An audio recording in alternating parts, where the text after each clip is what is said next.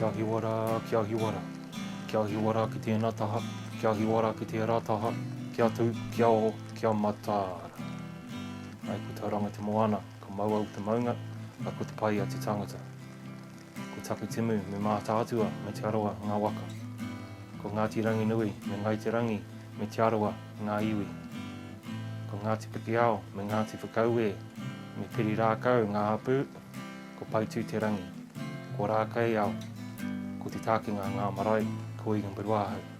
Nā reira he mihi nui kia koutou katoa, e ngā mana, e ngā reo, e ngā mātāwaka, anui te mihi aroha kia koutou katoa.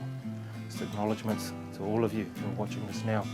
Also wish to make acknowledgements to those who are within those institutions, to those who made it out, to those who still remain within them.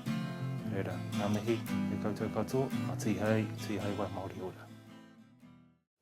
I guess the understanding of what matakiti is can be found in some part from the word itself.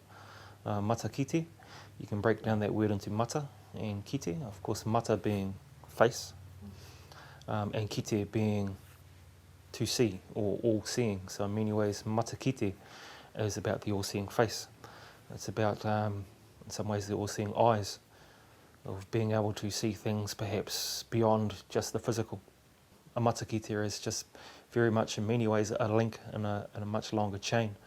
Whereas I guess the European clinical understanding of this experience, we talk about genetic disposition in regards particularly to mental illness. We talk about when people experience schizophrenia or they experience bipolar or any other sort of disorder, they talk about a genetic disposition in that whānau.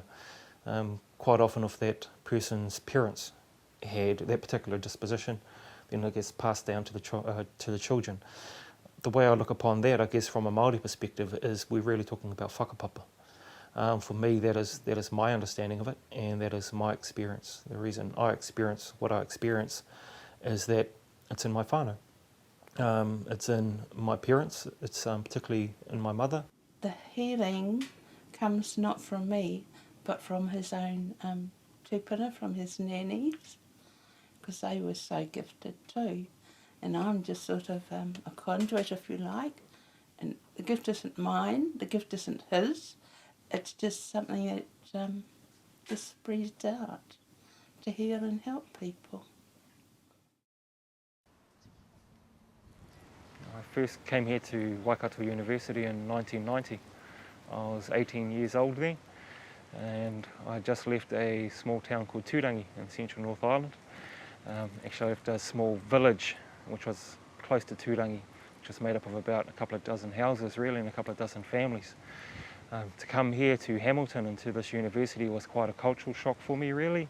I just wasn't used to that amount of people. Another part of being a young student is that you go out and you party, and so I definitely did that. In many ways I went out to drink, and I guess I was drinking to drink out the voices and to drink out what I was seeing and to just try and numb myself so I can get some sleep and get some rest. I remember at one party I was offered dope, offered a joint, and I turned it down initially. And as the lack of sleep I was getting, I was just so stressed that I decided to take up that invite. And when I smoked dope for the first time, I actually experienced something completely different. And I experienced silence for once.